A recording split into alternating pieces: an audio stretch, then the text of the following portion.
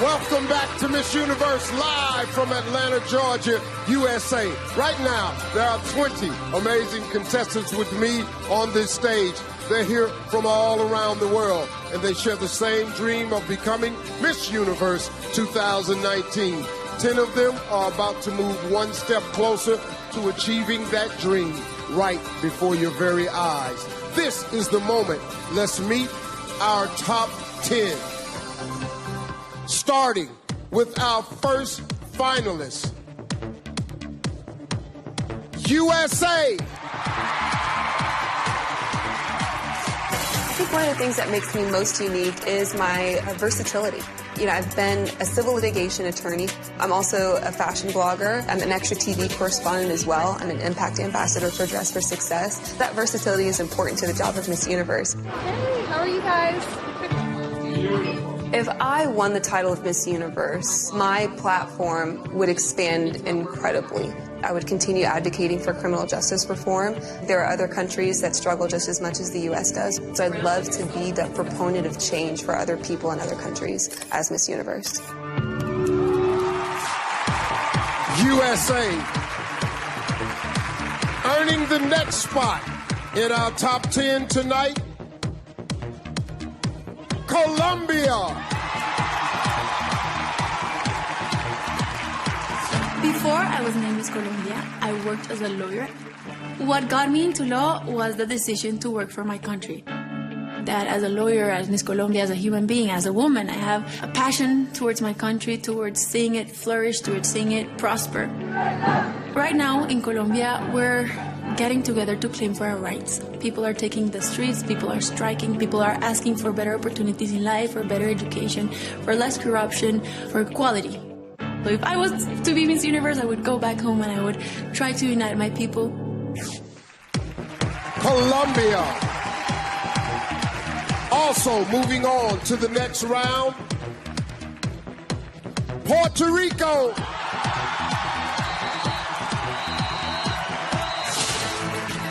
I actually come from a multicultural family. My mother is 100% born and raised Puerto Rican, and my father's European.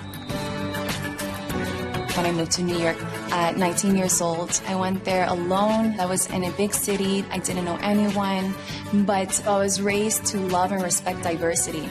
And that is why I've created the movement of Se Boricua Se Lleva la Sangre, to inspire other people who are just like me, who don't live in your mother country, to embrace our roots and our cultures, no matter where we end up in the world. I think it's so important that we understand that we do have a place on this earth, and our identity is the essence of our hearts. Puerto Rico, the fourth to move forward tonight, South Africa. My parents are very big on education. And so when I got financially excluded from school, that meant that I could not continue with my studies. A huge percentage of South African students were drowning in student loans, and most of us were kicked out of school. So I felt like a huge part of me was being taken away. But when one door closes, another door opens. After being out of school for a year, I was able to learn a lot of things about myself, but also through Miss South Africa and through modeling, I was able to go back to school again and graduate. South Africa. We're halfway through our top 10 after I announce Peru.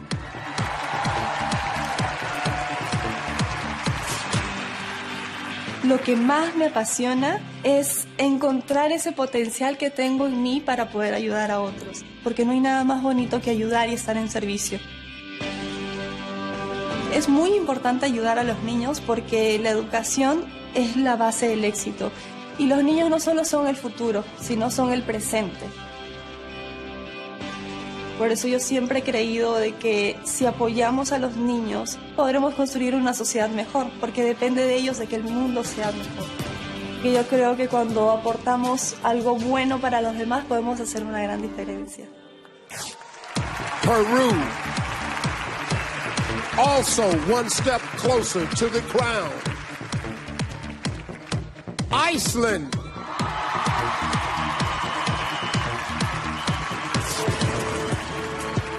My name is Birta Abiba Þórhallsdóttir, and I grew up on a farm in Iceland. When I started to compete in Miss Universe Iceland, I didn't even think about the fact that I didn't look like any of the girls that won before me. It was pointed out to me, people did not want me to win, or they would not vote for me because I didn't look Icelandic. So being able to stand up and open the discussion about how important it is that we do not all look the same was something that made this competition worthwhile to me, and it's something that made me want to win. Iceland. The next contestant moving forward, France. Mes parents m'ont toujours bien conseillé, surtout ma mère. Elle m'a toujours dit de profiter de la vie, de donner le meilleur de moi-même. Depuis très longtemps maintenant, je suis très engagée dans la lutte contre le cancer du sein. C'est une cause qui me touche énormément. Ma mère a eu un cancer du sein il y a maintenant quelques années. Et ma maman va très bien aujourd'hui. J'ai pu participer à plein d'événements, plein d'activités avec des dames atteintes de la maladie ou qui sont en rémission. On essaye de leur apporter un peu de joie dans leur traitement. France. The 8th contestant entering the next round, Indonesia. I am one of the youngest contestants here. I'm only 20. I was actually one of the youngest Miss Universe Indonesias that has been ever crowned. That's something that probably sets me apart. I started my own foundation called Voice for the Voiceless. We raise awareness of the issue that 75 million Indonesian kids don't have birth certificate. A birth certificate can actually really help a child's life to get health care, education, protection, and future employment. It's an issue that doesn't just affect my country, but the whole world. Indonesia. 2 spots left in the finals.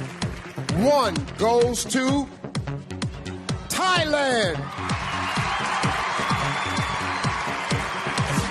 As a kid, I had a little nickname. I was a little doctor because I loved helping other people. After I won Miss Universe Thailand, that's when I realized that, hey, there's actually a different path, a different way that I can help other people. I am able to help flood victims, or to the We Are One, my art project. It gave me an opportunity to help people on a larger scale. Just seeing them happy, just seeing them give me back a smile, that for me is my reward. Thailand. 11 women left, but only 1 spot remains. And it goes to Mexico. I'm a writer and a speaker.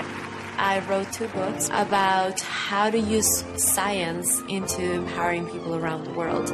I used to read books that my father introduced me to, different kinds of books about science, math, physics. I give speeches around the country trying to explain the importance of emotional and mental health. And I just gave my first TED Talk in Tijuana. If I can use my life for really inspiring people, the importance of who they really are, my life would have absolute meaning. Mexico. Let's hear it for our top 10 finalists.